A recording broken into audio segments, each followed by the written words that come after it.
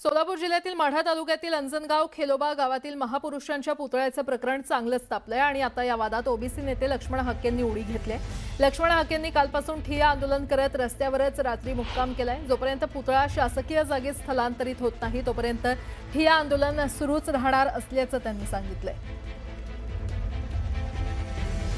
सोलापूर जिल्ह्यातील माढा तालुक्यातील अंजनगाव खेलोबा गावातील महापुरुषांच्या पुतळ्याचं प्रकरण आता तापलेलं पाहायला मिळतंय। आता या वादात ओबीसी नेते लक्ष्मण हाके यांनी उडी घेतली आहे। लक्ष्मण हाकेंनी कालपासून ठिय्या आंदोलन करत रस्त्यावरच रात्री मुक्काम केला।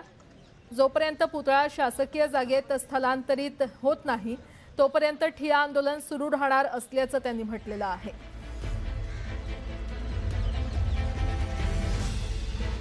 महापुरुषांच्या पुतळ्याचा वाद आता पेटत चाललेला आहे, तापलाय आणि या वादात ओबीसी नेते लक्ष्मण हाके यांनी उडी घेतलेली आहे। लक्ष्मण हाके देखील आता ठिय्या आंदोलन करतायत। कालपासून त्यांनी ठिय्या आंदोलनाला सुरुवात केली।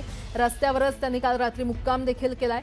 जोपर्यंत हा पुतळा शासकीय जागेत स्थलांतरित होत नाही तोपर्यंत ठिय्या आंदोलन सुरू राहणार असल्याचं लक्ष्मण हाके यांनी म्हटलेलं आहे।